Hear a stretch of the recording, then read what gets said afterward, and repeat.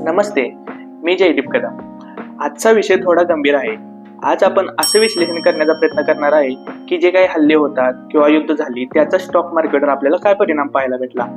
जो पहलगाम मध्ये हल्ला झाला त्यामुळे आपल्या सगळ्या भारतीयांच्या भावना तर दुखावल्या गेल्याच, त्यावर सरकार योग्य ते निर्णय घेईलच, पण इन्व्हेस्टर म्हणून आपण कसे सतर्क राहायला पाहिजे, आपण काय काळजी घेतली पाहिजे हेच आपण आता बघणार आहे।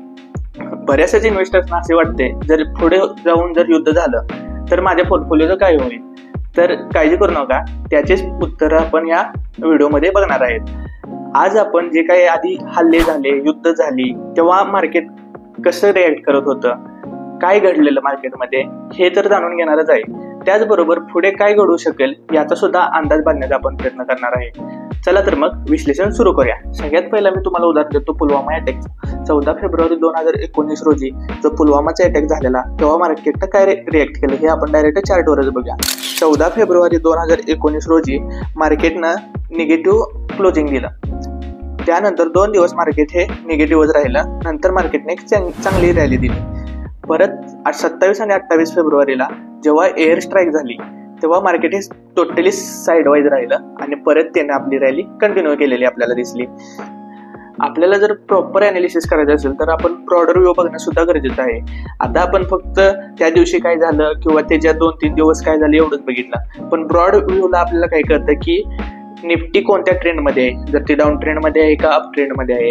आता आपण पुलवामा अटॅकचं जर बघायला गेलं तर पहिल्यांदा मार्केट कसं होतं, हायर हाय हायर लोज लावत होतं, म्हणजे एका ट्रेंडमध्ये होतं, आणि परत काय झालं मार्केटनं आपला ट्रेंड तो सोडला नाही, तशीच ती रॅली मार्केटनं कंटिन्यू केलेली आपल्याला दिसली। आता अटॅक बघा 2 ते 5 जानेवारी 2016 रोजी पठाणकोट येथे झालेला। 4 जानेवारीला 2% मार्केट पडलेलं आपल्याला दिसलं, नंतर बऱ्यापैकी मार्केट हे खालीच कोसळलं। उरीचा अटॅक बघितला तर 19 सप्टेंबर 2016 ची कॅन्डल ही थोडीशी ग्रीन झाली होती, पण परत मार्केट हे पडलेलंच दिसलं। उरीची सर्जिकल स्ट्राईक 28 सप्टेंबर रोजी झाली, त्या दिवशी मार्केट 2.25% पडलं, थोडं रिकव्हर केलं, पण शेवटी निगेटिव्हला गेलं। आता तुम्ही म्हणाले यातून काही कन्क्लुजन निघत नाही, त्यासाठी आपल्याला ब्रॉडर व्ह्यू बघणं गरजेचं आहे। मार्केट पहिल्यापासूनच डाऊन ट्रेंड मध्ये होतं, लोअर लोज लोअर हाय लोअर लोज हेच लावत होतं मार्केट। 4 जानेवारीला तुम्हाला दिसलं असेल की मार्केटने लोअर हाय पासून नेक्स्ट लोअर लो साठी मुवमेंट केली। आता उरीच्या अटॅकला आपण बघतोय की मार्केट हे अप ट्रेंड मध्ये होतं, पण रेसिस्टन्स पाशी आलेलं मार्केट आणि रेसिस्टन्स त्याला ब्रेक करता आला नाही, त्यामुळं उरी हलकसं मार्केट हे खाली आलं आणि तेव्हाच उरीचा अटॅक झाला। रेसिस्टन्स जवळ असताना मार्केटमध्ये कोणतीही एखादी बातमी आली तर मार्केट हे ढासळतच, हे आपल्याला माहितीच आहे। इथं पण ट्रेंड कंटिन्यू केला मार्केटनं, ट्रेंड कधीच ब्रेक केला नाही मार्केटनं। मागच्या उदाहरणामध्ये पण आपण बघितले की मार्केटने ट्रेंड ब्रेक केला नाही, ह्याच्यामध्ये पण आपण कन्क्लुजन काढले की मार्केटने ट्रेंड ब्रेक केला नाही। आता पुढचा आपण हल्ला बघूया, 26/11चा मुंबईमध्ये झालेला हल्ला।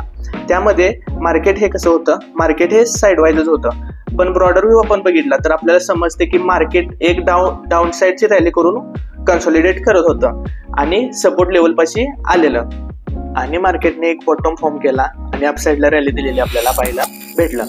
कारगिल युद्धाच्या वेळी मार्केट काय रिएक्ट झालं, जवळपास 2 महिन्यावर अधिक हे युद्ध चालू होतं, तरी पण मार्केटनं जवळजवळ 35 ते 37% अपसाईडला मुवमेंट दिलेली आपल्याला पाहायला भेटलं।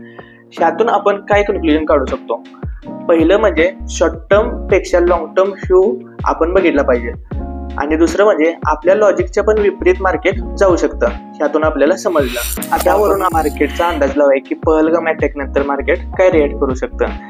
22 एप्रिल रोजी हा अटॅक झाला तेव्हा मार्केट हे निगेटिव्हच होतं, दुसऱ्या दिवशी मार्केट 23 एप्रिलला हे साईडवाईजच राहिलं, ते अजून पण साईडवाईजच आहे।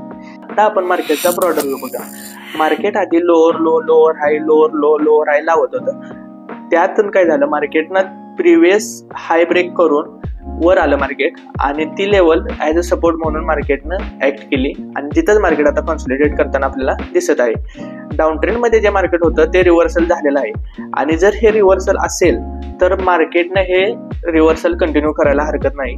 आपण वॉर आणि मार्केटच्या हिस्ट्रीमधून आता काय शिकलो की ट्रेंड असते ती कंटिन्यू राहतेच। आता तुम्ही क्लोज व्ह्यू पण बघितला पाहिजे। क्लोज व्ह्यूला तुम्ही बघताय की आता मार्केट कन्सोलिडेट करतच आहे, सपोर्ट आणि रेजिस्टन्स आहेत ते फॉलो मार्केट करतच आहे। ही सिच्युएशन लर्निंगची सिच्युएशन आहे, अशा गोष्टीत आपल्याला नवीन गोष्टी शिकायला मिळतात आणि जेवढं शिकायला भेटतं तेवढं शिकून घ्या. आणि हा व्हिडिओ आवडल्यास व्हिडिओला लाईक आणि मित्रांसोबत शेअर करायला विसरू नका. नवीन अपडेटसाठी चॅनेलला सबस्क्राईब करून ठेवा आणि पुन्हा आपण नवीन व्हिडिओ घेऊन